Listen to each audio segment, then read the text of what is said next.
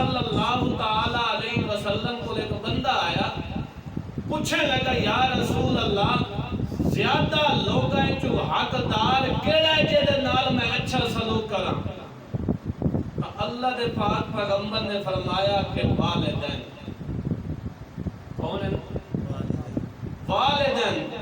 سب تو زیادہ حق کون رکھدا ہے؟ تو اللہ دے پاک پیغمبر نے پہلی مرتبہ فرمایا امو کا، تیری ماں سب تو زیادہ لوگاں جو حق رکھ دیے کہ اس نال تم کے کرے اچھا سلوک کر۔ ول اس نے پوچھا ثم من، اے اللہ دے پاک پیغمبر جی ول کیڑا ہے؟ اللہ دے پاک پیغمبر نے فرمایا امو کا، تیری ماں۔ ول تیسری دفعہ اس نے پوچھا کہ ثم من، ول کون ہے؟ اللہ دے پاک پیغمبر نے فرمایا امو کا، تیری ماں ہے۔ ول اس نے چوتھی مرتبہ پوچھا کہ یا رسول اللہ ول کون ہے؟ تو اس وقت نبی پاک صلی اللہ علیہ وسلم نے فرمایا ابو کا، تیرا والد۔ یعنی 3 مرتبہ اللہ دے پاک پیغمبر نے امو کا لفظ ذکر کیتا ہے، چوتھی مرتبہ ذکر کیتا ہے ابو کا، تیرا پیو۔ کیوں؟ کیونکہ اللہ نے قرآن نے کیا فرمایا؟ حملتہ امہ وہنا علی وہن، حملتہ امہ، ماں تکلیفاں تے مصیبتاں زیادہ برداشت کر دیے تاں اللہ دے پاک پیغمبر نے پہلے 3 دفعہ امو کا لفظ ذکر کیتا ہے تے چوتھی مرتبہ فرمایا ابو کا۔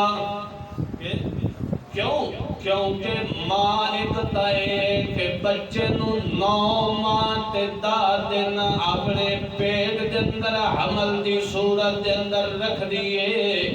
تے ول جدو اس دے رحم دے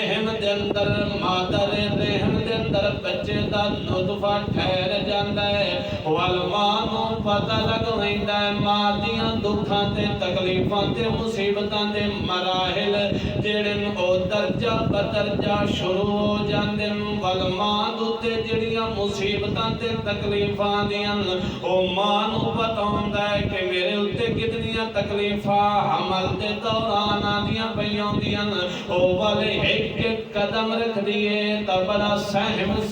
کے ڈر کے رکھ دیے کہ کدائیں میرے بچے دوتے کوئی تکلیف نہ آمنجے، کوئی مصیبت نہ آمنجے۔ اللہ فرماندا حملتہ امہ،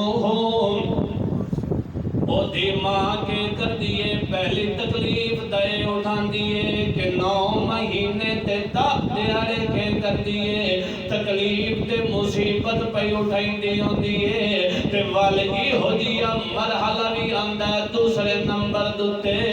جدو او بچہ اس دے پیڑ دے وچوں باہر آتا ہے جنم دین دیے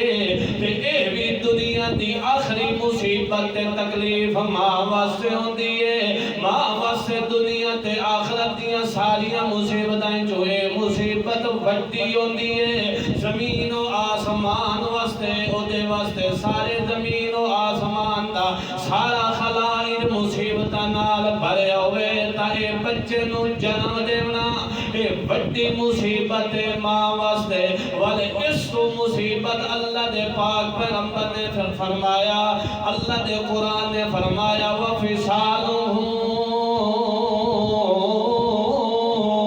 ثَلَاثُونَ شَهْرًا۔ ایک تا ایک ماں نے اس نو اپنے پیٹ دے اندر حمل دی صورت دے اندر اٹھایا ہے، ول اس نو جنم دیتا ہے، ول جنم دیوان تو بعد اس نو کے کیتا ہے دودھ پلایا ہے، کے کیتا ہے حملتہ امہ وہنا علی وہن، کے کیتا ہے مصیبت تے مصیبت، مصیبت تے مصیبت۔ تاول اللہ کریم نے فرمایا کہ انشکر لی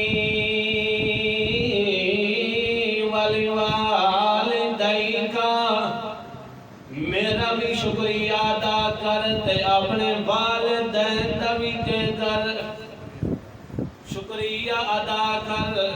اللہ دے پاک پیغمبر محمد رسول اللہ صلی اللہ تعالی علیہ وسلم دی مجلس دے اندر ایک بندہ ہے پوچھنے لگا یا رسول اللہ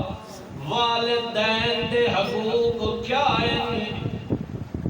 اپنے بچیاں دوتے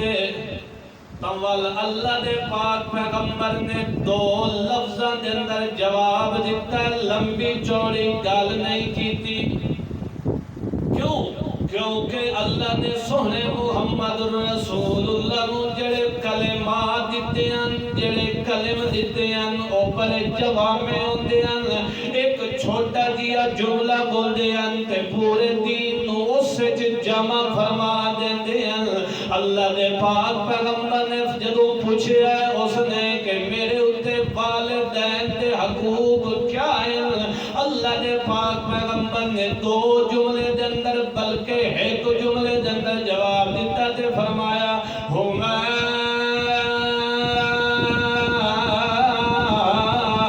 جنتوں کا او ناروں کا ہما جنتوں کا و ناروں کا وفی روایت والدہ کا جنتوں کا او ناروں کا اللہ دے پاک پیغمبر نے دو جملے بولن فرمایا ہما او تمہیں جنت کا تیری جنت یا تیری جہنم کیا مطلب سمجھ نہیں آئی یا رسول اللہ صلی اللہ علیہ وسلم ہما جنت کا بنارو کا تیرے واسطے جنت یا جہنم کیا مطلب ہے مطلب ہے کہ اگر والدین نے تو حقوق ادا کیتے انہاں دی فرما برداری کیتی ہے تول تیرے واسطے جنت اوہا ماں پیو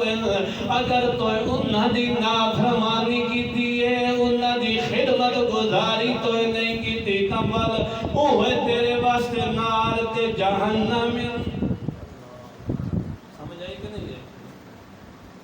اللہ نے پاک پیغمبر نے کہہ فرمایا ہما جنتوں کا و ناروں کا کہ والدین دے حقوق کیا ہے